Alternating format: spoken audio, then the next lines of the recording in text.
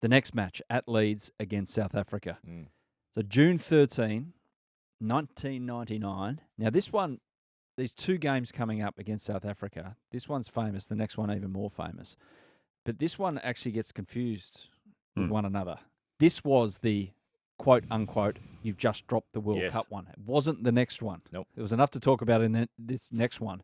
But this is where Australia been set 272 for victory by South Africa, 7 for 271, which is really good going. And Herschelle Gibbs, a century before being bowled by Glenn McGrath. Daryl Cullinan taken out by Warney, but only after scoring 50. So they set a really competitive target here, South Africa. And it's Steve Waugh, who on 56 is dropped by Herschelle Gibbs. He ends up on 120 not out, and Australia end up winning the game. But I go back to the previous night, and again, Ricky Ponting has told this story that apparently Warney said at the end of the team meeting, guys, 100%. just wait. If Gibbs catches you, just wait, because he celebrates too quick. You remember it? Yeah, vividly, yep. Warney said a lot of stuff. He said a lot of stuff. Yeah. but I remember him saying that, 100%. Yep. So I remember, I think I looked at you, BJ, and you said, we both went, oh, that's a bit... That's a bit out there, but anyway. But we just want to end the meeting, right? Move on. We've had enough talk. We just want to get to the match, and we show up, and we're playing against the South African team at the time. Had some very, very good players. They seem to be gelling well. Like Klusner was, I remember, he was on fire, wasn't he? Oh mate, and he had the biggest railway sleepers type bat. Oh yeah, that he hit the ball so hard. And so he was ahead of his time, wasn't he? Because they were definitely the favourites, weren't they? Yep. They came in super form. Yep. But I remember in those team meetings, we were confident. Yeah. We just went, don't worry, it's South Africa. I know they're in form, blah, blah, blah, blah, blah. But we put them under pressure. We believe they'd shit themselves, Yeah, put them under pressure. Which had happened before at and happened after as well with South Africa at World Cup level. But just, can you set this scene just for our listeners, this team meeting? So team meetings back then, what, 20 minutes? I don't know. Just run through a few things, batting order, tactics. A bit longer than that. What are you doing? Yeah, it just depends what it was. What it not was an all about. hour. You go through it, and there might be some sort of video or something, but we'll go through some analysis. But generally, you go through the batting lineup, their bowling lineup, and what we're going to do and how we're going to play. Field settings. Yeah. All of Well, those it'll things. be like Klusner's in form. Yeah. Some highlights of how he's been scoring. Yeah. Loves to give himself room, hit through backward point. So if you're bowling to him at the death, what are you going to do? Over the wicket, around the wicket. Yeah. So you got to work out ways of. You had to make sure that you knew what your game plan was when you were bowling at someone that was going off, and taking the game away from him. And Warney was super confident when he was bowling, so he knew what he wanted to do, and and the quicks just had to make sure. Pidgey would always just go top of off. Yeah. At the end, bowl Yorkers. Flem, if he gets the ball swinging, just back your swing. Yeah. Don't try and not swing it. Try and swing it. That's what's going to do to get wickets. You got to go through meetings like that. So, but you get to the end of it, and as you say, Shane, you're great. We've got the 7:30 booking down the road at a nice restaurant or whatever. You're going out, and so it's literally at the end of Friday, your last period at school. Everyone's standing up. You hear the chairs going out, and then Warney goes, "Hang on, one more thing." Well, so it's knockout now. So we had our holiday booked. Well, tentatively booked. Okay. That's when it was locked in. Did you actually have the seats on these Emirates flights to the south of France and then Venezuela? No, we did because we were speaking to our travel agent. But throughout this match, when we actually thought that we were going to lose a number of times for both these matches, we kept cancelling and rescheduling. Yeah. So, but it wasn't. And then running drinks out. But was it knockout though? Because South Africa lost but went through to the semis. Yeah, it wasn't knockout for them. It was for you. Yeah, it was for us. You were cooked. Yeah. We always had to win every game. Every match. Based on okay. But so I think South Africa going into that game always had that obviously up their sleeve. Yeah. But this is the critical moment though for your campaign about Warney's advice, and it just comes off. And like you say, like Warney when he used to commentate, he used to say 20 things and that 5 would come off. And but he looked like a genius. Nostradamus did that. He made lots of predictions, and a few probably came off. Yeah, but at the end of the day. Someone says, "Oh, when he catches it, just stay there for a bit longer," but you do anyway. Yeah. I mean, you play a bad shot, Don't you play stand it down. there and you go, "Oh man!" It's one of the greatest stories in the history of Australian cricket, BJ, Yeah. and you're playing it down. Have you found out in the 25 years since what he exactly said to Herschelle Gibbs? Did he say you just dropped the World Cup? Because that sounds like Well, He didn't say that? No. He didn't say But that. that sounds like something Steve would say. He didn't say that. What did he say then? Boombox boy. I don't. Yeah. No, he didn't. No, he didn't say that. Yeah. I don't know what he said. Yeah. It was He along the didn't say lines that. of that's going to be very costly. He would have said something. He would have muttered I don't reckon some form of he advice. might to not him. have. Who was he batting with at the time? Was it Bevo? He was on 56. I mean, knowing Tugger could just smoke him and go, "Oh, mate, costly." Yeah. It's just something like It's that. going to cost you the match. Yeah, but Yeah, Yeah. could cost you that. Yeah. But you know. it wasn't verbatim. No. You just No, dropped drop the the World World Cup. No. I don't think he was thinking that far ahead. I don't think we were just trying to win one game. Yeah. Because 25 years yeah. on, that's what's thought of that. Imagine what that story is going to be like in 100 years' time. It's Oh, gonna- yeah. And if you'd ask Tugger in a podcast like this, he would probably say, "Yeah, that's what I said."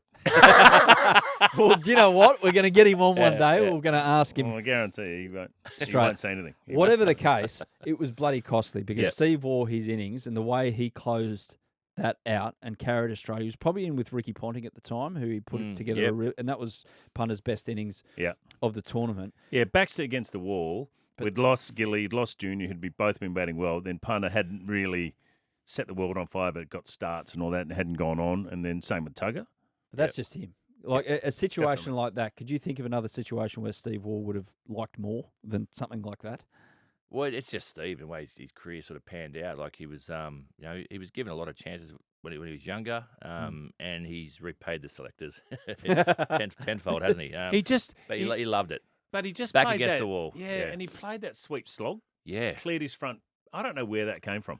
but if you, I don't reckon I'd seen him play that a lot. but Leeds is a funny shaped ground too, Yeah. and some of the backward point boundaries are quite close, Mm. which suited him. And mate, he hit the ball bloody hard. Yeah, Steve. he hit it hard, Tipped it yeah. square of the wicket. Yeah. So, But he just pulled out some Yeah. shots where I'm like, oh, how does he hit that but his one day form cow corner? for a year and a half before that was ordinary. yeah. Like, we won't say ordinary, but it wasn't as good as Yep. he could He have was been. under the pump. And mate, he just Definitely. he came good. Cometh the hour, cometh the man, and geez, he delivered. Second one-day century in 266 Yeah. matches, which Yep. is an incredible stat when you think about it. But okay, middle order batter, hard Yep. to get Yeah, the three hard to figures do in that. those days, Yep. especially when the scoring rates were different. But what was that like? Like, what do you go up to a captain who leads you all and say to him to try and congratulate you? Just give him a pat on the back and say, Yeah, he didn't like they're both the same. The Wars, they didn't really over celebrate. He was pumped, but it's like follow me now, follow me. He'd Right? be like, yep, we're back. Yeah, We're back. Yeah, we're back. Right, We're back now. Did you let him have John Williamson on the CD player? Probably. after that one? Probably, mate. Yeah, You can do that. probably. Yeah. True Blue got a run? Yeah, True probably. Blue. Putting the Cuba on, you know. Yeah, that sort of thing. Yeah. It wouldn't have been a massive celebration or anything like that. It would have been a big, mental celebration. Yeah. But again, like even though Stephen did what he did, it wasn't across the line with 5 overs. You won with 2 balls to spare, and you needed runner ball knocks from Michael Bevan, who would have been like, what would he have been like when he couldn't be the closer, when he had the opportunity to be the closer, but he wasn't. I can't imagine he would have been in a friendly mood when he got back. He would have been frustrated because he always wants to be there at the end. But as you see now, Ricky Ponting's now come in with 69, so he's got a score. So you're starting to see the team that everyone's now. Well, I think there was a period there where we were going slow.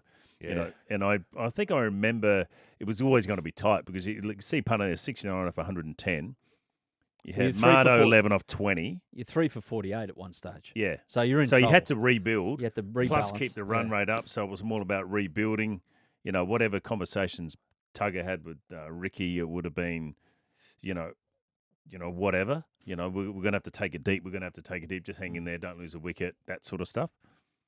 After this, though, so you get through into the semis on net run rate. So you get through South Africa, New Zealand, and also Pakistan made through the final 4. Yep. Are you thinking after this one, you go away from Leeds on the night of June 13 thinking, yeah, we're going to win this? We definitely believed, all we were focused on is the next game, but we definitely knew South Africa. We're confident. We were very, very confident. Very confident because we knew that they were now seriously under pressure. They're going to let another big opportunity slip. To the semi-final. On June 17, Australia, South Africa. So weird situation, end of the Super Sixes. It was 4 a quick days later. turnaround, wasn't it? June 30. Yeah, it was a quick turnaround. 4 days later, you've Holidays gone on the back burner at this stage again. Yeah. So what's happened to the south of France? Well, it's sitting there it's on getting warmer. standby. Yeah. Yep. Yep. How many times did you call the travel agent during this tournament? 4 or 5, yeah. 4 or 5 times. Yeah. Who was designated organiser? I think we put it all. Damien, yourself? No, well, Damien was playing that game, so but we were relaying it to him. Yeah. Oh, dear. He had some good times waiting in the south of Yes. France by the sounds of things. But anyway, he was a professional athlete and remained professional because on June 17, Edgebaston, Birmingham, Australia v South Africa. Australia bats first and comes up with something that's not ideal in the near 50 overs. Got bowled out for So Buff came in 213. back in from his finger injury. Yep. Yeah, I was just seeing that. So Marto would have dropped out. Yep. That would have been the only change, right? Yeah. Yes. Yep. Same bowling lineup. So McGrath, Fleming, Rifle, Warne, and then a few others chipping in with the balance of the other Junior 10 gets knocked overs. over by Polly early on. Yeah, you're in trouble. 3 for 58 again, 4 for 68 at one stage. Yeah, I mean, South Africa won the toss and bowled because it must have been a bit in the track. It would have been nipped around a bit. But Steve Waugh and Michael Bevan again combine for a really handy partnership, a match-defining partnership in many ways because otherwise there's nowhere near enough runs on the board. And then, 213, Edgebaston, World Cup. Not good. Not good, and this is when we were actually thinking Not good. This, Get that travel agent on the get it on the line because we are in big trouble. get her on the we line. did. Honestly, Really? we thought 213. Not good. Not good. You know, Edgebaston, we batted first, so the wicket would have settled down a bit. Quick outfield. But you had a couple of guys by the name of Warne and McGrath. Yeah. Now, we've spoken a bit about Glenn McGrath and what he was able to do, and he'd have a big impact over these two games, especially the last one against Pakistan. But Warney. But But they were 1 for 48, though. Yeah. Well, they were 1 for 48. I mean, 1 for 48 chasing 213. No, there were none for 48. Yeah, well, none for 48. When a gentleman by the name of Shane Warne is throwing the ball. So he gets rid of Gary Kirsten and gets rid of Herschelle Gibbs. And then Darryl Cullinan took 30 balls to get to 6. And There would have been a lot of chirping going on out in gets the middle. run out. So about that, was it an actual tactic with Darryl Cullinan, who against Shane Warne had Was he a 6 reputation for 30 of- balls? Yeah, being his buddy. Wow. Was it Warney? Did he, as this tournament goes on, he becomes more and more vocal, does he, in the playing group? Warney was big time, this guy. He's into him. He said Oh, they're yeah. going to take the gas. Like, he knew, none for 48, 213 they're chasing. He just steps it up. Here we go. The choke's on. And he was into Cullen and his bunny. He loved him. He's been run up by Bevo. It was a direct hit from Bevo, which is unlucky for him. Very unlucky. Mate. Worst arm. Mate, yeah. It must have been an underarm. I don't know. No, I think it was an overarm throw. But it skidded and hit the stick side on, which was just ridiculous because Bevo, So I remember this game clearly because, Warney's been throwing the ball and he takes those 2 wickets and then Hansi Cronje gets out as well. Which But didn't hit it. Didn't he? No. No? Didn't hit it. Okay. It That's spun unlucky. out, Yeah. went straight to first slip. So he asked Junior. Yeah. And he just said, well, it just looked like he hit it. And then you go to the replay and missed it. So everyone's gone up. Oh, yeah. Well, Was Hansi it's blown gone up? bang, Yeah. bang, bang. yeah. He must have No. been blown up. No. Oh, he just looks back at the umpire and that's it. We're all celebrating. Okay. But, yeah, well, I've asked Junior about that millions of times. Who knows what? He goes, didn't hit it. Mm. But the problem, not the problem, Warney's taken 3 big wickets. It was, we've only got 213 to defend. Yep. How do we get the most out of what Warney's got left? Yeah. And use him? Because now, you mentioned before, how would you describe how different his body language and his demeanour was from the start of May to this game right here? Chalk and cheese. Yeah. Absolute chalk and cheese. He went from a guy that just, almost hated being in the environment, didn't want to be there. He wasn't at his best. He wasn't fit. Wasn't fit. He knew that the news of the world were on his back on everything, and he's got all this stuff going on in his personal life. To this game where His son born as well on the other side of the this world. game where he now knows it's going to come down to him. Yeah. Because we've only got 213 to defend, and he's the man, and that's what Warney loved. Yeah. He's in control Big now. moment. Big moment. What Let's go. happened between him and Steve Waugh in the moment, or in the time after he dropped him? The West Indies, I don't know if you guys ever saw it or heard about it, whether or not there was a face-to-face, they just had it out with each other or anything like that. I don't know if they had it out. I don't reckon they would have had it out. No. They didn't need to. What was there to have out? But this wasn't about Warney and Steve. This No. is about Warney winning it for Australia. Yeah. But to get him back in that Yeah. frame of mind, to kind of Well, you needed a moment. yeah. Yeah. And it started, back at Headingley. Yep. that's where it would have started. Yep. I reckon South Africa probably got the best out of him. Mm. You know, it was the type of team that he loved to niggle, he loved to chat. Yeah. You know, he loved to get stuck into them. Mm. So I reckon that sort of brought it out of him as well. And all he needed was, you know, he just needed a bit of a canvas. So with Warney, we always hear these stories of don't say anything to Tendulkar, don't say anything to Lara, but he'd go back at you with actions.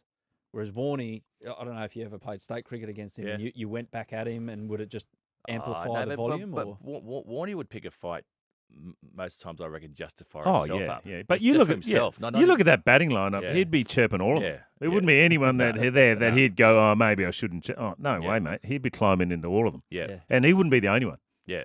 They would be coming thick and fast. Yeah. From Punter, Gully, Junior in the slips. Boof. Yeah. Boof. I mean, they would be climbing into them. Yeah. And it would be a free-for-all. And all you need was a bit of a sniff.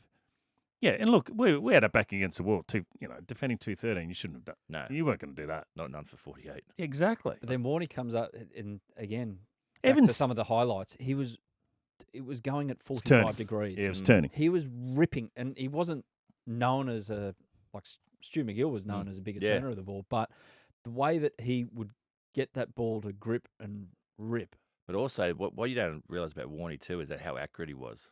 Yeah. Like he had the ability to dry people up when it wasn't turning, but then when it started to do a bit, he was still so accurate. So he didn't bowl bad balls. And most leg spinners, probably still to date, they still bowl you one or two bowl and bad over ball, yeah. that you can score off. He didn't do that at all. No. Yeah. You look at his field. I mean, you don't start with a deep point. No. Oh, I'm talking Test cricket, but Yeah. you know, he knew the wicket was turning. You could throw the ball up there. Yeah. He wasn't going to bowl short. So, South Africa, even though Warney's gone through them and he's back in form, South Africa still have a chance, especially when Lance Klusener gets that big 7 for 183. sleeper of a bat going. Yep. You know, Polly on 20. Yeah. I mean, and then we stuffed up some chances. Pistol dropped one. So, Pistol dropped a sitter. At mid-off. On the on the boundary. That's what we said. And it went for 6. That's what he said. He just dropped the World Cup. Well, We're sitting on the balcony and you're going, it was straight to him. Get and back he's on the blower to the rim. Yeah. Yeah. Get the agent back on.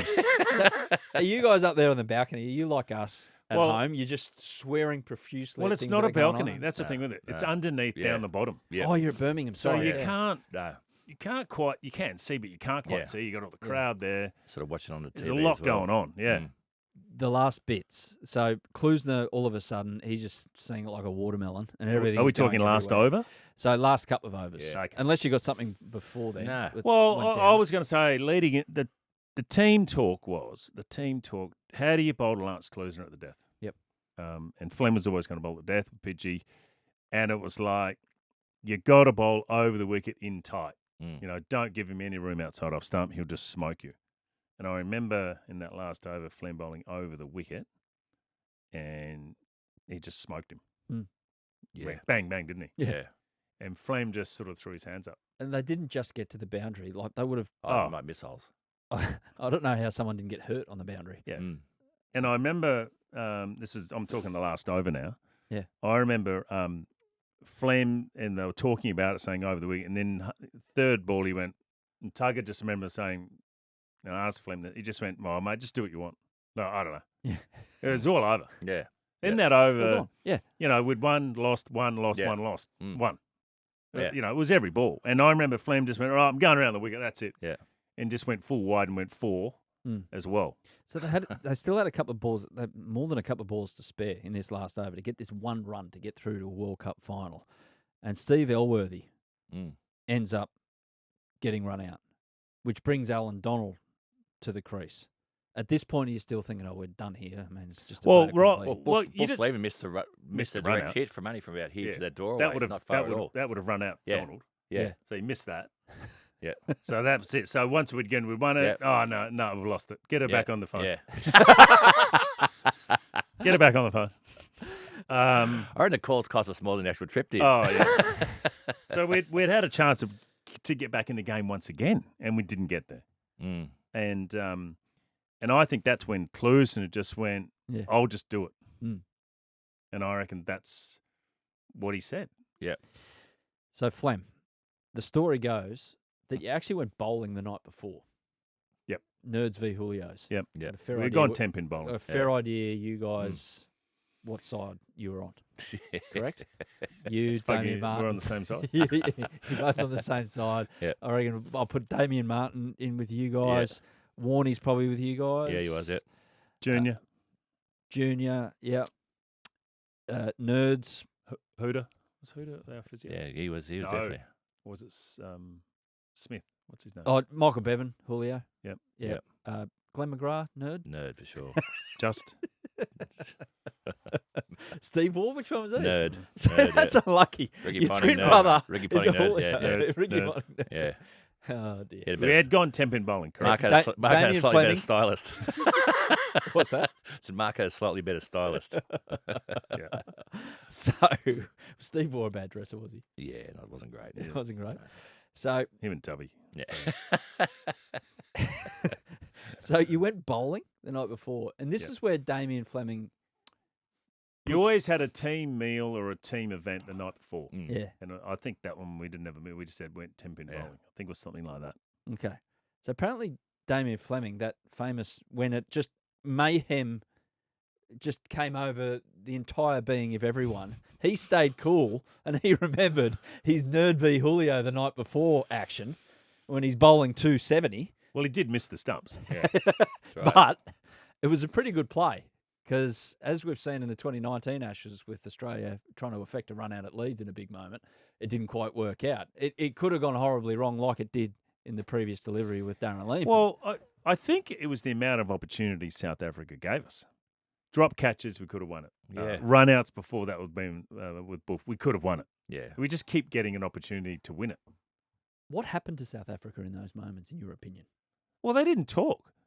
Klusener did not go down the wicket to Alan Donald and say, mate, just stay in your crease. Yeah. Whatever happens, happens. Do not move. I'll win it off my own bat. So if you talk about what we said before, Michael Bevan always want to be there at the end in the last ball. If he had that mentality, they would have won. Easy. They would have won. But like for some reason, it was what pressure can do in a big situation. And they were like, but you could feel the pressure coming over them, all from the expectation from the crowd and from their supporters, and then the belief in our team that here we go again. They're going to take the gas. It was just lack of communication. Yeah. And like Klusener, the way he batted, right, is he smashed the ball and then took off. Yeah. And Donald just obviously thought, oh, he's running.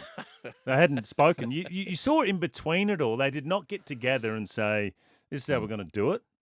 I'll do it. And I think what happened in their previous games is Klusener was closing out games, wasn't he, in that whole tournament? Yeah. He was just winning it off his own bat. Yeah. But it's different when you're 9 down. Yeah.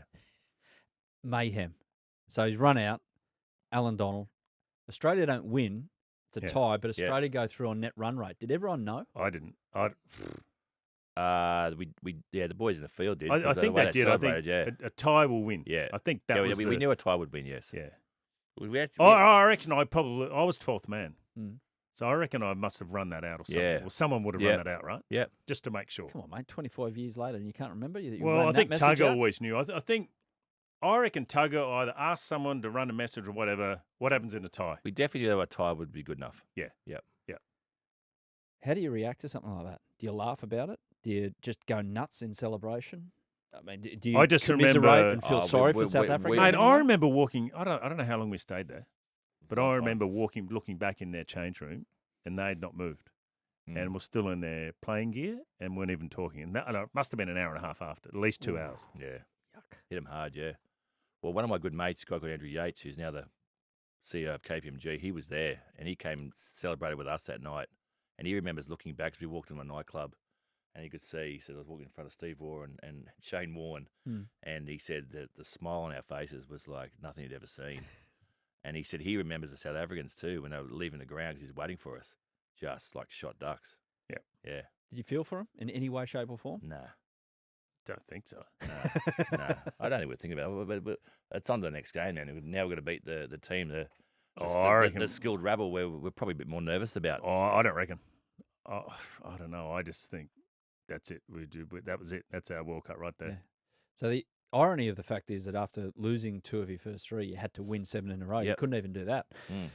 he tied this one. No. You're such a stickler for detail. Yeah. Well, we like taking it to the wire. Factually incorrect. We like taking it down to the wire. No, one of the most remarkable games, and I encourage anyone who didn't live it to relive it somehow and watch it. And we've tried to tell some stories out of it. Did you actually celebrate? Because it's only 3 days later to Lords. And obviously you got momentum like you wouldn't believe going into it. We had a few. Yeah, we had big. We did. Yeah, lots. Where do we go? Some club in Birmingham. We definitely would have. Yeah, because I remember the champagne coming out, and we had quite a few drinks that night. Did your mate from KPMG pay for the night?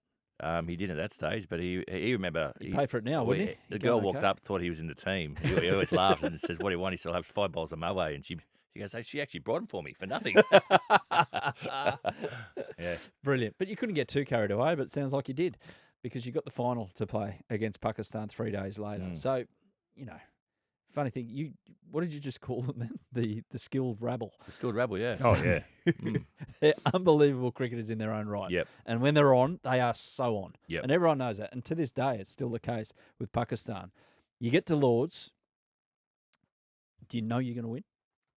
We're confident. Geez, I reckon we're pretty confident. Yeah. Yeah. Well, everything was clicking. Like the bowlers had done well. All the batters had chipped in. Steve Waugh's played 2 of his best one-day innings. And you just know that he's not going to come this far after potentially being dropped as captain, because the next captain could be Warney from the one-day side. So there's also that motivation as well. We're pretty confident we're going to do all the basics right, and when the big moments come, we're going to win those as well. Yeah, and I think I remember that. Yeah, that's right. It was a rain delay start, and I reckon we couldn't believe that Pakistan won the toss and batted on a wet sort of track. Remember the 2 catches, Ricky Ponty's catch and Mark Waugh's catch. Junior's catch, We were just on. But the wicket was just like nipping. Yeah. And like I said, when they won the toss and batted first, I went, wow.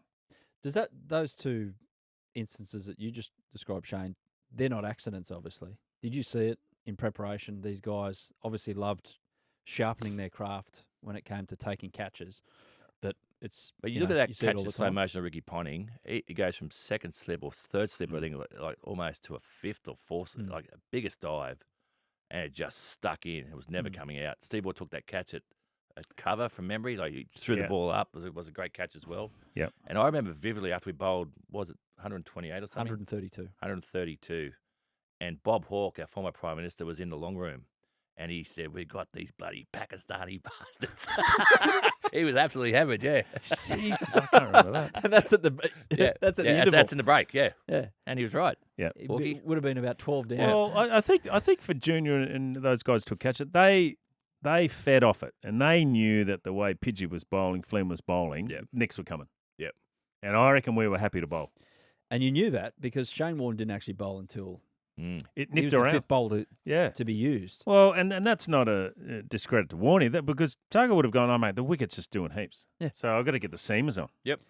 Although he did get the only guy that got over 20 for Pakistan, Ijaz Ahmed, former captain, wasn't he? Yeah. Everyone's a former captain. Mate. Pakistan, pretty much. Future Prime Minister. Who was captain here? Wasim Akram was captain this time around on the merry-go-round. But, Warney picks up another big wicket. The dangerous Shahid Afridi, who at that stage was the prototypical new age, hit the living crap out of the ball. He had a great World Cup from memory as well. So he gets, again, he chips in, Warney, in a big moment. He just... I mean, I don't know how he was after that South Africa semi-final, but I dare say that his confidence tank was pretty full going into this final. Easy in, right? And 8 wickets in 2 games? Unbelievable. Yeah, spot on. I mean, him going into a final and winning the semi and then winning the final. Yeah. Yeah, he was... And even, like I said, he came on late bowling there because that's only because the wicket was doing heaps. Is he not caring about the things that were annoying him early in the tournament? Because the media attention wouldn't have gone away. Like they would have still been writing garbage in the paper. It deflected a lot. Yeah, it did. Because we'd won and they were celebrating. It's more about the team now. Yeah, they weren't going to... Can we do this? Yeah. And and I remember both him and Steve both saying all the time, every team doesn't want to play us in the final. Yeah. That they know. It doesn't matter how bad a form we've been in, how bad we've played, all the stuff that's going off the paddock, they don't want to play us in the final. That was the belief, and dead right. So that could be perceived as arrogance if that was said at the time. But that would be even now. Yeah. You know, I think Australia are very good in finals, have a great record. And like I said, we were super confident going into that game against Pakistan. What's going to a World Cup final like? in London. Home of cricket. Well, it's different for this one because I reckon our World Cup was the semi. Yeah. You know, it was not a letdown, but it was like just okay, we just got to But I get remember, the game going here. We'll win this. I remember sitting around the change room after we won, and I don't know if you remember this story, BJ, but I'm sitting there. I'm sitting next to a guy called Charlie Watts, and you said to me, "Who's the old bloke next to the grandfather?" I said, "That's Charlie Watts." You said, "Who's he?" I said, "He's." I knew who he was. You said the drummer of the Rolling Stones. You said, "No way, man." Bullshit. got a photo of Charlie. Wherever you're listening up there. But Charlie. I think the letdown and the distraction from warning and all that sort of stuff goes away because of the semi-final. Yeah. Okay. Mm. You know, going into a final wasn't like it was going into, you know, the Super Six against South Africa and the semi-final. We'd basically climbed that mountain already, and we're on over the hill now. Mm. So it wasn't a letdown, but it was certainly not as intense and as full on as the semi. And we spent hours in the change room. It was surreal. One, it was sitting around, and you're at the home of cricket. I remember that was like a World Cup final win. Yeah, that semi. The semi, yeah, definitely. But the final with being there and like people say, "What's your greatest moment?" Is when remember we after midnight, it's pitch black. Most of the family had gone home, That's and right. we went out to the the middle, Lords, which pitch black, the home of cricket. Yep. And Ricky Ponting's leading the team song. He's on Big Tom Moody's shoulders, and we do the team song, you know, underneath the Southern Cross I stand. Sprig of wattle in my hand, a native of native land, Australia, you bloody beauty. Second verse, same as the first. And that was... Don't complicate it. Yeah, and that was I get goosebumps when I tell that story, but that was amazing to do That's that right, at the home of cricket. Who was? So it was Ricky had the team Ricky song on rights Tom then? Moody's shoulders, so he's almost he's above the side screen. Exactly. Yep. It was amazing, and then we went and celebrated into the night after. And I that. think you had a lot. I think I remember seeing JL there. Was he? Yeah. There were a lot of other ex. Was he working for Middlesex? Yeah, then? he was working. Well, no, he was there or something. A lot of ex-players. Carrying Steve Waugh's bags, maybe. Yeah, you're right. I reckon there was a couple of Sledge. Unwarranted drive. I reckon there was a couple of ex-players that were brought into the change room that were at the game. Yeah, or or wherever it current was. players. JL would have been a current player at that stage. Yeah, I think I remember seeing JL there for sure. With just on before we get to more about the celebrations, just on the run chase. So you just know at the interval that that's nowhere near enough. 132. Yeah. Even though, and this is Shoaib Akhtar, and your brother was starting to get a bit of a reputation as being a bit quick. Yep. But this guy at this stage was feared. You know, what's he going to do? He could rip through Australia. Okay, 132. Well, him and was him. Yeah. But if he gets going at the top, and Australia are 5 for not many, trouble. But Gilly took that sting out of that straight away. Yeah, straight it was away. a square cut, and he pulled it wasn't a half volley, but it wasn't really short. Put him away. Yep. And he was just on a roll, and he hadn't scored big runs in that tournament. No. And we weren't worried. It was the perfect way to play. Yeah. Wasn't it? Yep. And it suited Gilly. Yep. Whether it came off or didn't or did, whatever, it suited him beautifully. So Gilly half century off 36 balls, 54 off 36. Mark Waugh, he was there at the end, which was a special moment for him. Ricky Ponting, nearly a runner ball, 24.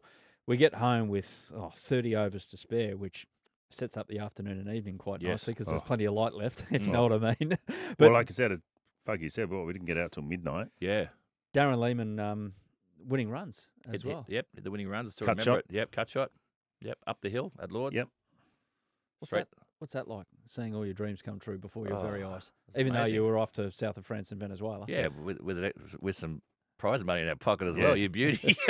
So prize money, was it? Yeah, there was. Yeah. So you split it up 15 ways? Was it 15-man squad? I don't know. Yeah, it was something like that. No, it Something was- for the coach as well. Not sure about the coach, but we all definitely got paid. It was good. Happy days. Mm. So what's that like when you see yourself win a World Cup and you've contributed? I don't think for me personally it sunk in till we got home. Mm. We had that Ticker take parade. ticket tape parade back here in Australia. I think it all started to sink in then, as it probably normally does, on big events like that. Mm. And then you reflect, as we're going back now, you reflect on, how bad it was at the start. Yeah. How up and down was it? It was more of a roller coaster World Cup, wasn't it? It was, yeah. Up, down, out, in. Oh, we might win, we might lose. You could win or lose in the space of 2 overs, nearly every game. Yeah, because you know hope. After going 1-3 to open the tournament, really, you know hope. You're gone. And then you come back to this moment and you get to absolutely dismantle an opposition at the home of cricket. I think I was super confident. You look at that team on paper and you go, we should be getting to the finals. But I think BJ summed it up beautifully. It's like the amount of opportunities that South Africa gave us, like we didn't really take it away from them. No. They just gave us. They gave a team with too many skilled players, too many opportunities, and it cost them in the end. And Warney bowled beautifully, but that wasn't still good enough for us to win, really. No. Yeah. I mean, we got close, but if we had lost that game, we were going, we didn't get enough runs. I mean, come on. How'd the King celebrate? How did he celebrate after taking 8 wickets to carry you? I mean, you had that famous incident 2 years before where he got on the balcony with the stump and wiggled around. He immediately regretted it. And they give it to him over there too, don't they? Like the crowd list the Barmy Army, what they'd sing about him and that. There's a lot of pressure on him. I don't really remember after that. I think it sort of papered over the cracks a bit. Yeah, I think so too. And I think one thing with Warney was, look, he was his own man. There's no doubt about that. But I reckon that distracted a lot for him too. Yeah. Yes. People could see him as how good did he bowl? Geez, he won the semi-final. He won the final. He's back. He's back. He's back. And I reckon that's what he loved. Yeah. He just sent the world the message that he's back. And all that other stuff, as I said, just washes away, doesn't it? If we had lost the semi-final, that'd be on him. Player of the match in the celebrations? Just can't even remember. Warney, wasn't it? No. No, as in who was the best celebrator? Oh, I reckon we all celebrated. Yeah, all celebrated well. I reckon long play. That was pretty good. That was but there was a lot of. I remember sharing a cigar late in the night with Moods and Gilly, drinking some cognac upstairs at the Emirates party. That was fun. Yeah. So you went from Lords to the Emirates party to to our team hotel, which is Kensington Gardens hotel. That's right. Yeah, it's a beautiful hotel, and we had the rooftop party, and it was a great night. So, in summary, tying this all up, because it's been the theme all the way through about this trip to south of France and Venezuela, at what point did that have to be cancelled because you got called back to Australia? Well, they said to us, we will still honour and we'll fly you back free of charge, but you have to come back for the ticker tape parade. From Sydney. And now, the thing I regret, after talking that up the whole podcast, is that I didn't go back. Once I got home, I was over it. But BJ and Marto went back, and you said you had a great time. So I actually regret. That's one thing I do regret from my playing days. We didn't do Venezuela. Yeah, no. You did South of France. That was my idea. Yeah. We did straight back to South of France. Yep. Where did we go? We would have gone Nice, and then I remember we went to Nice, got on the train, and then we stayed down the south. Is that a metaphor? Nice. Yeah. And that's I actually can't remember too much. I do remember. I bet you can't. A couple of especially with your wife listening. Anyway, this is before. I'll make this plainly clear. You were single at the time, so all of that. But Shane, that ticket's somewhere still with your name It is on somewhere, but it was like, by the time we'd celebrated, we flew all the way home. Although we did fly first class back. I can't remember. There were only 3 tickets left. And they put us on, and we were laughing. We're sending back champagne to Stephen and Warney. And Warney's going, "You fucking joking, you blokes." Are you kidding? You didn't even play the final, and you're in first class. Yeah. I can't remember. I actually can't remember. Far out. We didn't feel that bad. But I tell you what, as I said at the start, played 2 games. But it was the most amazing tournament just to be part of that team. Of all the ups and downs, as you said, it was a roller coaster. Well, and I think it was a big chunk of history too, because everyone remembers the semi-final. It's a moment where you go, "Oh, do you remember?" I remember people come over and say, "Hey, where were you in that semi-final? Do you remember that?" I'm like, "Yeah, I was in the squad." Yeah. I'm like, "Oh, right. Oh, okay." Well, lots of people. They asked me about that. Do you remember that game? Have you ever seen it? And I'm like, "Yeah, I've seen it." Run the drinks. I was on the phone to Flight Centre. And so that's a big chunk of history. Yeah. That game, isn't it? Herschelle Gibbs drop catch. Amazing. Warney's bowling in the semi. That's it. That's the World Cup I remember. Outstanding. Gentlemen, thank you for sharing your memories of 25 years ago. Not easy to remember 25 years ago, but it was an amazing moment in time for Australian cricket. And thank you for summing it up for Willow Talk. Thanks, mate. Cheers. Pleasure. Cheers, lads. Yeah, thanks for watching the Willow Talk podcast on YouTube. Don't forget to hit the subscribe button so you don't have to miss an episode wherever you are. And while you're at it, check out these videos up here. They're mostly good.